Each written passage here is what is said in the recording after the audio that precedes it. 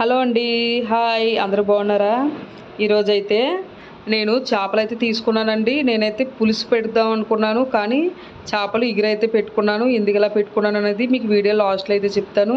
ఇప్పుడైతే వీటిని గులివింత చేపలు అని అంటారండి. చేపల్లో చాలా రకాలు ఉంటాయి కదా, వీటిని గులివింత చేపలు అని అంటారు. ఇలా ఉంటాయన్నమాట. నేనైతే ఒక 50 రూపాయలు అయితే తీసుకున్నాను. మాకు పల్లెటూరులోకి అయితే మాకు ఇలాగ అమ్ముతారనమాట. చేపలు ఇంటింటికి తెచ్చి కూడా అమ్ముతూ ఉంటారు. నేనైతే తీసుకున్నాను. ఇప్పుడు వీటిని నేను బాగా అదే లోపల వేస్ట్ అంతా కూడా క్లీన్ చేసి బాగా కడుక్కున్నాను. 3-4 సార్లు బాగా కడుక్కున్న తర్వాత వీటిలో తగినంతగా నేను ఉప్పు అయితే వేసుకున్నాను. అలాగే ఇందులో నేను తగినంతగా కారం కూడా వేసుకొని ఇప్పుడే వీటికి ఉప్పు కారం కూడా బాగా పట్టించేసి బాగా చేతితోటే మనం బాగా వీటిని ఇలా బాగా కుదుపుకోవాలన్నమాట. ఇలా బాగా కలుపుకున్న తర్వాత ఒక 10 నిమిషాలు పక్కన పెట్టుకున్నామంటే మనకి బాగా ఈ ఉప్పు కారం కూడా చేపలకు బాగా పడతాయి.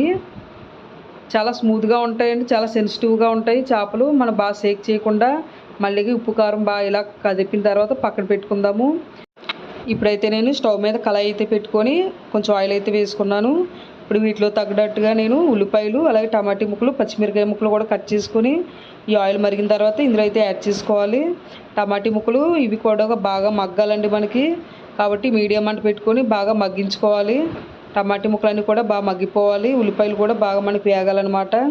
ఇవన్నీ బాగా వేగిన తర్వాత మనం పక్కన పెట్టుకున్న చేప ముక్కలు ఉంటాయి కదా, అవి ఒక్కొక్క చేప ముక్క తీసుకొని ఇప్పుడు వీటిలో అయితే వేసుకోవాలి. ఇలాగ పెనంలో చేప ముక్కలన్నీ కూడా ఇలా సెట్ చేసుకోవాలి. ఎప్పుడు కూడా చేపలకి ఇలా వెడల్పుది వాడుకున్నారంటే చాలా బాగుంటాయి. ఇప్పుడు ఒక సైడ్ మనకి వేగిన తర్వాత రెండో సైడ్ కూడా ఇలా మళ్ళీగా టర్న్ చేసుకోండి. మళ్ళీగా ఇలాగా రెండో సైడ్ కూడా టర్న్ చేసుకున్న తర్వాత ఇప్పుడు ఇందులో మనకి తగినంతగా నీళ్ళైతే వేసుకోవాలి. నేను ఇది మనం ఇగురు చేసుకుంటున్నాం కాబట్టి నీళ్ళైతే తక్కువ అయితే వేసుకోవాలి. మనకి చేప ఎక్కువసేపు కూడా ఎక్కువ కుకింగ్ అయినా సరే విడిపోద్దని చెప్పారు కాబట్టి నేనైతే తక్కువ నీళ్ళైతే వేసుకున్నాను. చేప అయితే మనకి ఎక్కువసేపు ఉడకవలసిన పని లేదు. ఒక 5 మినిట్స్ తర్వాత నేను కొంచెం గరం మసాలా అలాగే కొత్తిమీర కూడా వేసుకున్నాను. వేసుకొని ఒకసారి ఇలాగా కొంచెం ఇలా కలుపుకొని మళ్ళీ స్టవ్ మీద అయితే పెట్టుకున్నాను.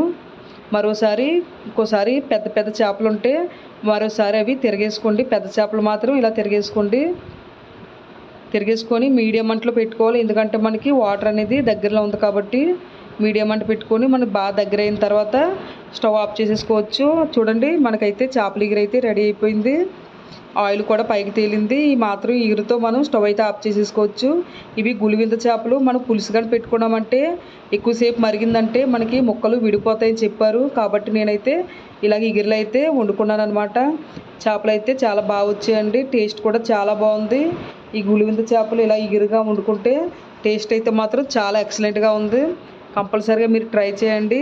చేపల పులుసు ఎలా ఉంటుందో కానీ ఇగురైతే మాత్రం చాలా సూపర్గా అయితే ఉంది. మరి కంపల్సరీగా మీరైతే ట్రై చేయండి. మనకి చాలా తక్కువ రేటుగా వస్తాయి ఈ చేపలు కూడా. మరి మీకు ఈ రెసిపీ అయితే నచ్చితే లైక్ చేయండి, షేర్ చేయండి, సబ్స్క్రైబ్ చేసుకోండి నా ఛానల్ని. కంపల్సరీగా ట్రై చేయండి. చేపలు అయితే చాలా టేస్ట్గా అయితే ఉన్నాయి. Okay friends, bye.